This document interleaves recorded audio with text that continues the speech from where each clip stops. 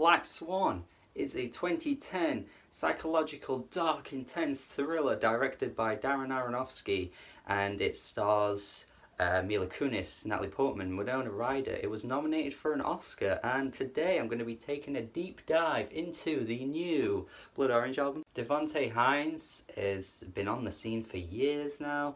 He has released albums such as Cupid Deluxe, Freetown Sound, Cupid Deluxe being the most critically acclaimed album I'd say under his belt.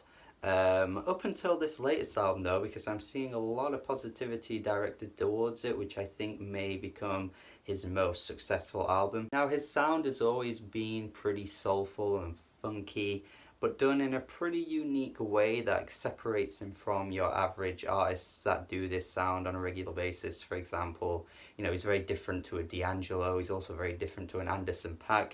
Blood Orange has pretty much remained in a separate lane for a long time now, I think. Now the thing with Blood Orange though, I've never really been gravitated towards his sound all that much. I've appreciated the music that he crafts, but there's always been something holding me back, and I don't know if it's because it's a little low-key for my liking.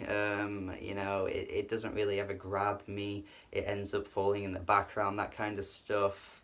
But I will say that this latest album has got me more intrigued for his music, because I think this might be the best release he's dropped yet. I do want to say though that this album had way more potential to become something special than it ended up being. It definitely falls short in so many areas, which I will get into, but there are so many high points on this album, it's unbelievable. Like tracks like Charcoal Baby, which initially when I first heard it I just wrote it off as some kind of 80s soft rock type stuff that didn't really grab me in any kind of way. That kind of like sophisti-pop that came from the 80s, you know, the Blue Nile, Sade, that kind of stuff. Just reminded me way too much of that. It was just too nostalgic, but man, that shit spread all over my body like wildfire, and it ended up being pretty damn good. The instrumental on this track is so colourful and vibrant that I just freaking love it, and it just grew on me so much. And Devonte Hynes as a vocalist on this track is really nice too, pulls in a really good hook. And that's the thing with this album, there are so many moments that just have these like really sticky melodic hooks that just get you, you know, and you can't really get them out of your head, and you just become quite addicted to the sound that he can come out with his vocals. The track Saint is easily the best example for this, because the hook on this one just comes out of nowhere and it just strikes you like, oh. And the instrumental on this one again is such a standout one. It has this really like skittery beat, it's a bit jazzy influence too, and yeah, the way he's singing on the chorus is just is so wonderful. Spreading out my love for you. That part of the song just takes me, man, like oof. I freaking love it. I must admit though, those kind of moments on this album are very few and far between. Like you don't get many of those occurrences that really get you, like tracks like Saint and Charcoal Baby. Like I just wish he sort of stayed in this lane and did more of these type tracks, because when he does them, they absolutely kill. I do like the track with Puff Daddy and Tay-Shy though, the track called Hope. I thought I wasn't gonna like the song because I saw Puff Daddy and I thought, really, this guy? But actually he ends up adding to the track really quite nicely. It's a nice little break of you know, Dev's vocals, because as much as I do like him as a vocalist, like it's nice to get something else every so often, and Tay-Shy comes through with a killer friggin' refrain. And yeah, this entire track, man, it's got a nice soulful vibe to it. I can definitely appreciate.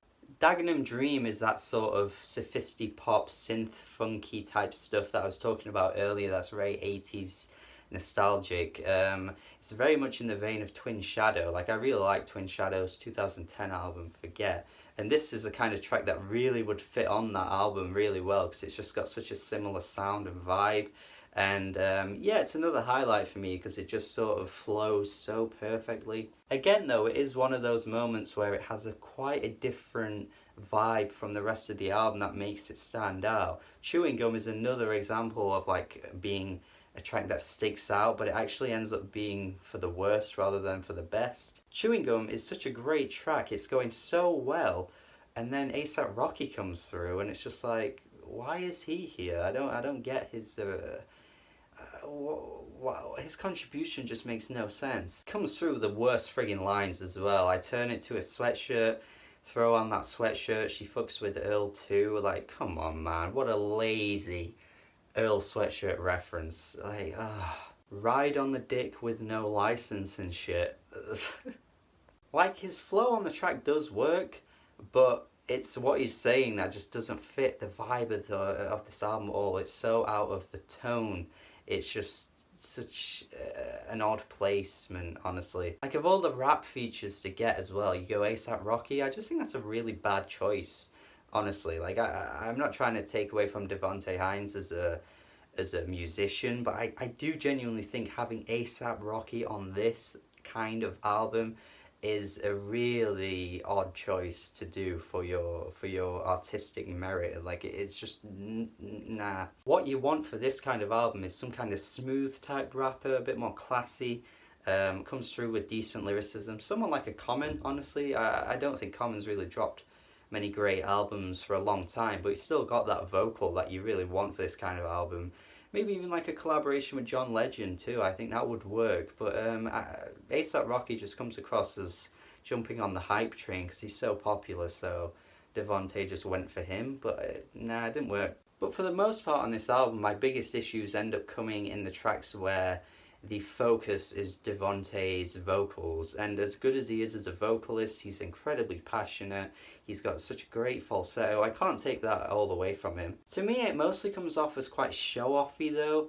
Like, he's mostly just flexing how good of a vocalist he is, and then the instrumentation ends up just falling in the background and not really doing much exciting. Take Your Time is a perfect example of that because it comes straight after Saint, which is the best song on the album, and then we go straight into this really slow moving ballad where Blood Orange is just, you know, like just, you know, going straight into his falsetto, and I don't know, it just really doesn't click with me at all. You can have the best vocals of all time, but if you're not doing anything with the instrumentation, then I'm sorry, but you haven't really got a good song there. Like, that's just how it is. And to be fair, they are nice instrumentals, I guess. I can see why people would appreciate how soft they are and just really comforting at times, but it's not enough to keep me grabbed onto it. You know, I want a bit more from my singer-songwriters, to be honest. A track like Nappy Wonder, for example, where he really goes into his upper register. Feelings never have no ethics. Feelings never be ethics. Like, it's really impressive with how high he's going, but I don't think it sounds that good, to be honest. Like, it kind of gets a bit annoying to my ears. I just don't really see what's all that attention grabbing about it, apart from the fact that it annoys me. Again though, it's like a moment where Dev is really showing us how good of a vocalist he is, but there's nothing really going on interesting with the song, and it's like, we know how good you are as a vocalist, so perhaps put more focus on making more interesting sounding songs like Charcoal Baby, like Saint, you know, stuff like that. I don't know, it's just a bit of a letdown for me. So yeah, it really does showcase his talent in areas that perhaps a lot of other artists can't brag about, but I just think he needs to utilise it in the best kind of way to create some genuinely solid tunes. I don't know, perhaps it is just me because a lot of people are loving this album, but yeah, it just ends up being pretty decent overall, I think. So yeah, I'm going to go 6.5 out of 10. It's a pretty decent release, but I think the highest points on this album have potential to be some of the best songs of the year, but you know, there's not as much that keeps on level with those points as much as I wanted there to be. Let me know your thoughts though. If you love this album, if you don't like this album, let me know. Subscribe to the channel for more reviews if you enjoyed this. Have a good day, and spreading all my love for you.